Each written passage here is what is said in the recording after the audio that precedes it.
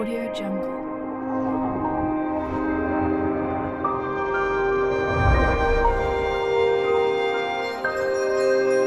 Audio Jungle.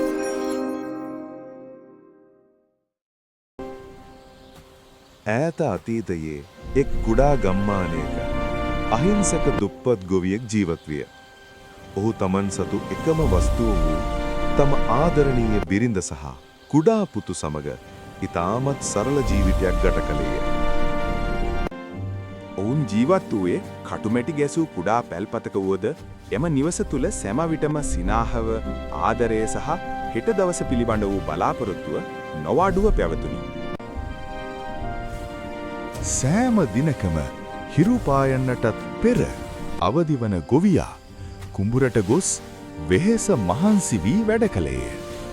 ඔහුගේ කුඩා පුතා පසෙකට වී තම පියාගේ කැපවීම දෙස ආසාවෙන් බලා සිටියේය.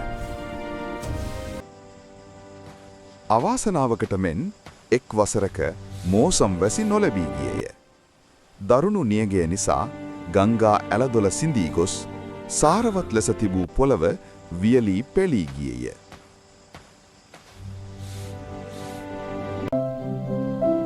පවුලේ සැමට කුසගින්නේ සිටීමට සිදු වූ බැවින් ඔවුන් දැඩිසේ කනගාටු වූහ.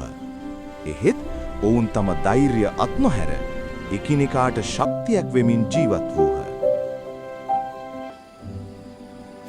එක් දිනක් ගොවියා තම පාළු කුඹුර දෙස බලා සුසුම් හෙළමින් සිටියදී අමුතු පෙනුමක් ඇති මහලු මිනිසෙකු මාර්ගයේ අසල සිටිනු දුටුවේය.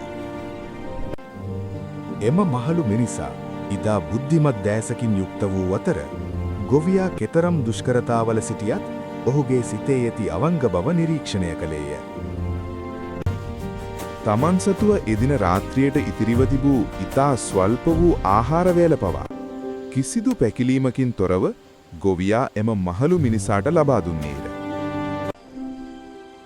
ගොවියාගේ එම උදාර ගුණය ගැන පැහැදුණු මහලු මිනිසා ඔහුට ස්තුති කරමින් මේ ඔබේ ජීවිතය වෙනස් කරනු ඇතයයි පවසමින් බීජ සහිත කුඩා මල්ලක් තෑගි කළේය. මෙය දෙවියන්ගෙන් ලැබුණු දායාදයක් යයි සිතූ ගොවි පවුල දැඩි විශ්වාසයකින් සහ මහත් බලාපොරොත්තුවෙන් යුතුව එම බීජ පොළවේ රෝපණය කළහා.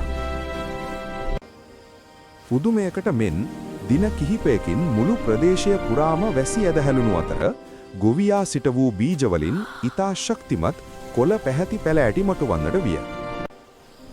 කාලයත් සමග එම කුඩා කුඹුර රන්වන් පැහැති අස්වැන්නෙන් පිරී ගිය අතර ගොවියාගේ ගෙවත්ත සරුසාර ගොවිපලක් බවට පත්විය. මේ දෙස බලා සිටි මුළු ගම්මානයම පුදුමයට පත් වූ අතර ගොවියාගේ නොපසුබට උත්සාහය සහ වාසනාව ගැන සැවම කතා කරන්නට වූහ. ඉතා සාර්ථක අස්වැන්නක් ලබාගත් ගොවියා ඒවා වෙළඳපොළට ගෙන ගොස් විකුණා විශාල මුදලක් උපයා ගැනීමට සමත් විය.